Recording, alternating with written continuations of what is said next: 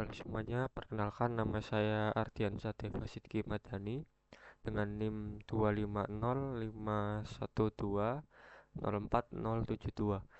Pada kesempatan kali ini dalam mata kuliah Sistem Operasi, saya akan mempresentasikan materi mengenai jenis-jenis memori komputer.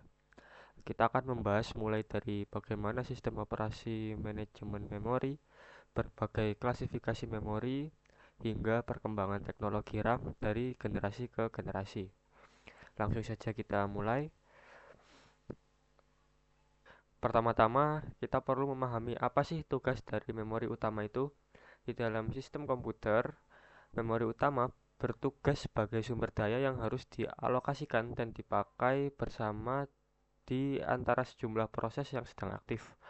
Memori ini diharapkan dapat melayani banyak proses sekaligus dan secara ideal, sebuah proses seharusnya tidak dibatasi oleh kapasitas memori fisik yang ada.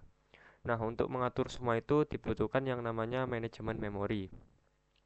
Manajemen memori berfungsi untuk mengelola informasi memori, baik yang sedang dipakai maupun yang tidak. Selain itu, ia bertugas mengalokasikan memori ke pemrosesan yang memerlukan, mendealokasikan atau menarik kembali memori dari proses yang sudah selesai, serta mengelola proses swapping atau pertukaran data antara memori utama dan disk. Di dalam lingkungan multiprogramming, di mana banyak program berjalan secara bersamaan, peran manajer memori menjadi sangat krusial. Tugas utamanya di sini meliputi isolasi ruang-ruang alamat memori agar terpisah secara disjoint atau tidak saling tumpang tindih antar program, sekaligus mengatur bagaimana pemakaian bersama memori tersebut bisa berjalan dengan aman dan efisien tanpa merusak data proses lain.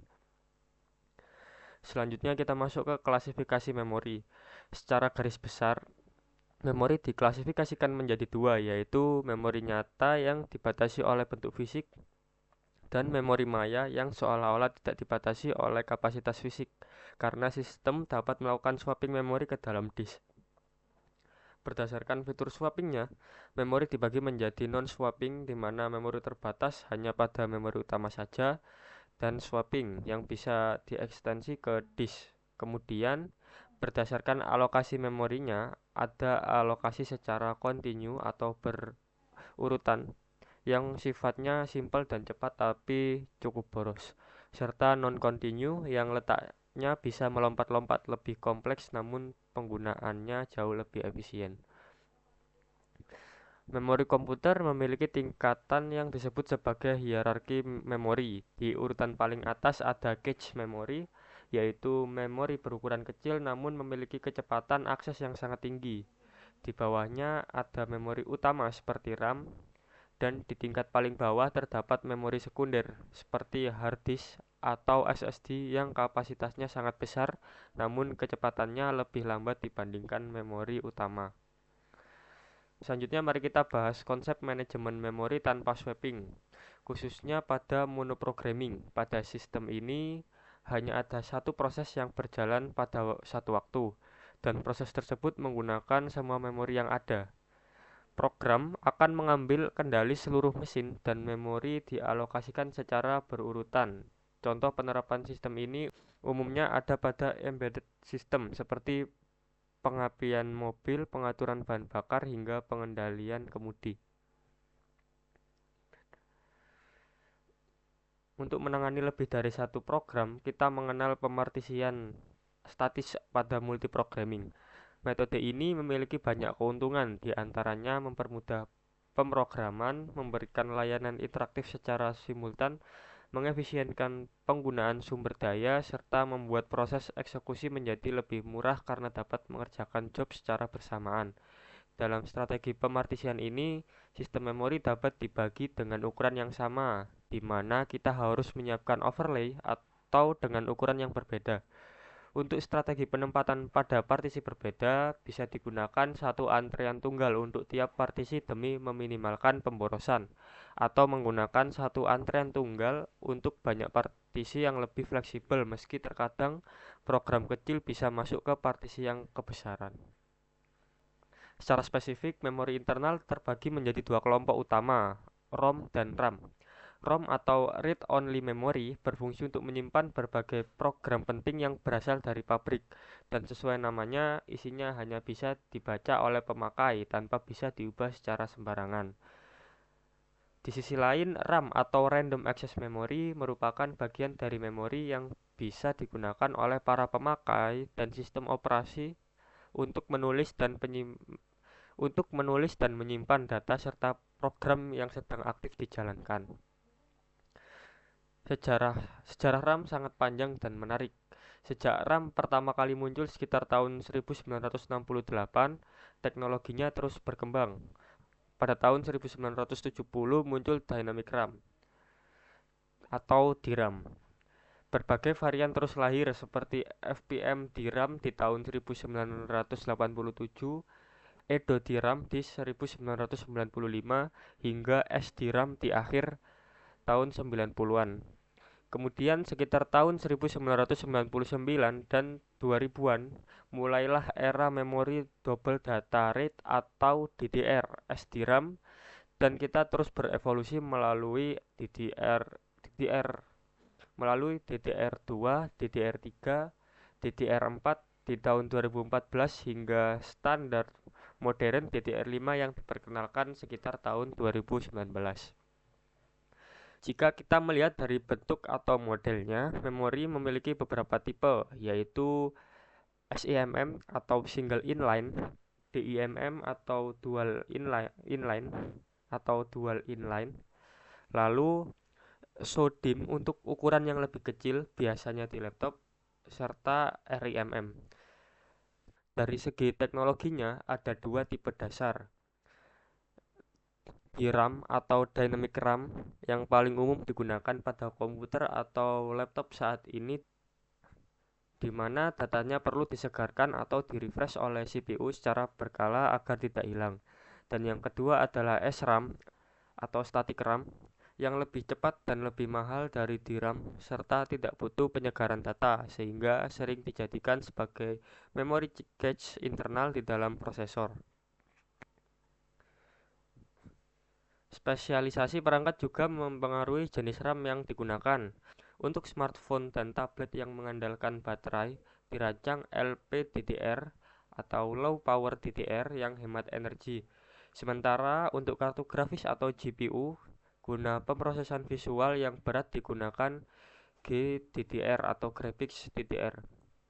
Berdasarkan fitur keandalannya, ada RAM non-ECC yang digunakan di PC standar tanpa koreksi error, dan ada ECC RAM atau Error Correction Code yang bisa mendeteksi serta memperbaiki kesalahan data otomatis. Wajib digunakan pada server atau workstation berspesifikasi tinggi. Mari kita mendalami teknologi DDR RAM yang merupakan singkatan dari Double Data Rate Synchronous Dynamic Random Access Memory. Teknologi ini mampu mentransfer data dua kali lebih cepat dibandingkan generasi SDR tradisional. Mungkin kita bertanya-tanya, bagaimana tepatnya secara teknis DDR ini bisa menggandakan kecepatan transfer data tanpa harus membebani sistem. Rahasianya terletak pada mekanisme transmisi sinyal yang sangat cerdas yang memanfaatkan siklus detak atau yang sering disebut clock cycle. Mari kita bayangkan sebuah siklus detak prosesor itu seperti gelombang digital yang berdenyut. Ia bergerak dari titik bawah naik ke atas lalu kembali turun ke bawah. Nah, momen di mana sinyal ini bergerak naik dari titik rendah atau titik nol ke titik tinggi disebut sebagai rising edge atau tepi naik. Sebaliknya, momen di mana sinyal bergerak turun dari titik tinggi kembali ke titik rendah disebut sebagai falling edge atau tepi turun. Pada teknologi memori generasi lama, yaitu Single Data Rate atau SDR konvensional, memori hanya bisa melakukan satu kali transmisi data dalam satu siklus detak penuh. Sederhananya, SDR hanya mengirimkan data pada saat gelombang berada di titik rising edge saja. Disinilah letak revolusi jenis dari double data rate atau DDR. Para insinyur merancang agar sirkuit DDR mampu membaca dan mentransfer instruksi data pada kedua tepi gelombang tersebut. Artinya, memori DDR akan menembakkan bongkahan data pertama tepat pada saat rising edge dan langsung menembakkan bongkahan data kedua pada saat falling edge di siklus detak yang sama persis. Analogi sederhananya seperti memotong kayu dengan gergaji. SDRAM ibarat gergaji yang hanya memotong kayu saat didorong ke depan, sedangkan DDR ibarat gergaji mesin modern yang memotong kayu baik saat didorong ke depan maupun saat ditarik ke belakang. Hasilnya sangat luar biasa, tanpa perlu melipat gandakan kecepatan clock fisik yang bisa membuat komponen memori menjadi overheat atau terlalu panas. DDR secara efektif mampu melipat gandakan bandwidth atau jalur pemrosesan data menjadi 100% lebih besar.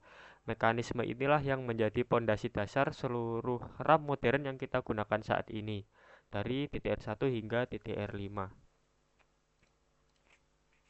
DDR generasi pertama muncul tahun 2000 dengan tegangan 2,5 volt. Evolusi membawanya ke DDR2 pada 2004 yang berdaya lebih rendah, disusul DDR3 yang lebih stabil di 1,5 volt. DDR4 yang mendominasi pasar saat ini menggunakan tegangan daya 1,2 volt dengan kecepatan tinggi hingga 3200 megatransfer per second dan menampung memori maksimum 32 GB per modulnya.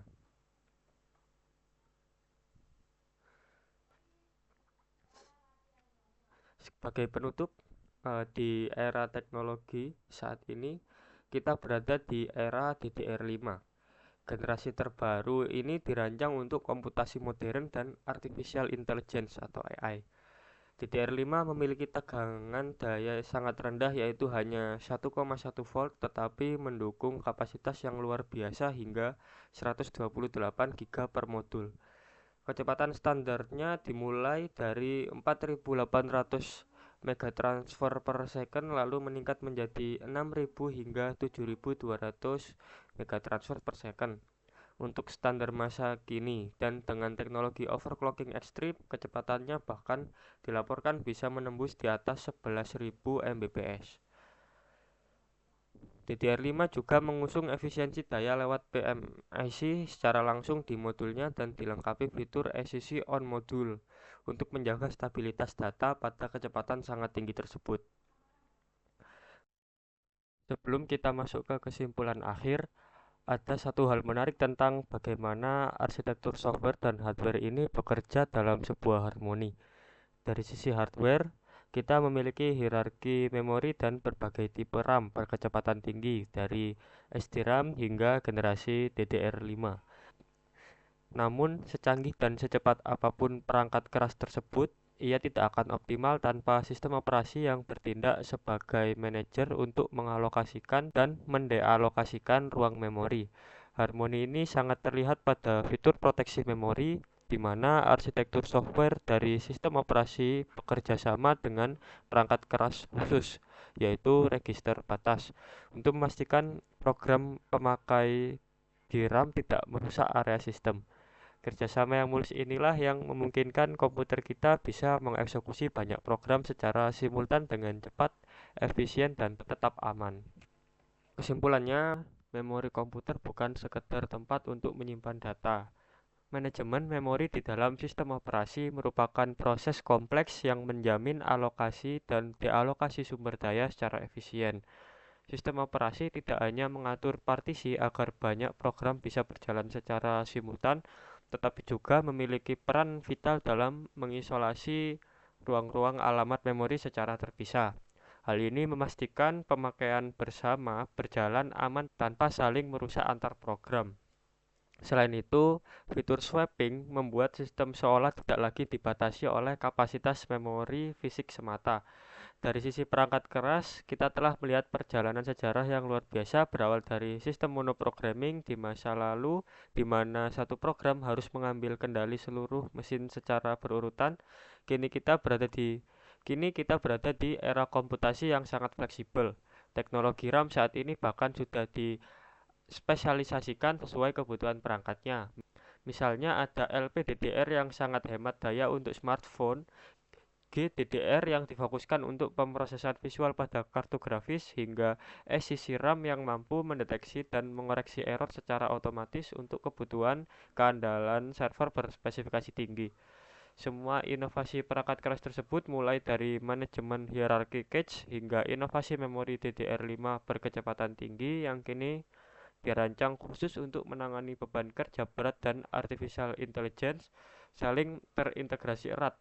Integrasi antara manajemen cerdas sistem operasi dan hardware berkecepatan ekstrim inilah yang membentuk sistem komputasi yang responsif, stabil, dan canggih yang kita gunakan saat ini. Demikian penjelasan saya mengenai jenis-jenis memori komputer. Semoga penjelasan ini bermanfaat. Mohon maaf jika terdapat kekurangan, dan terima kasih sudah meluangkan waktu untuk menonton video ini.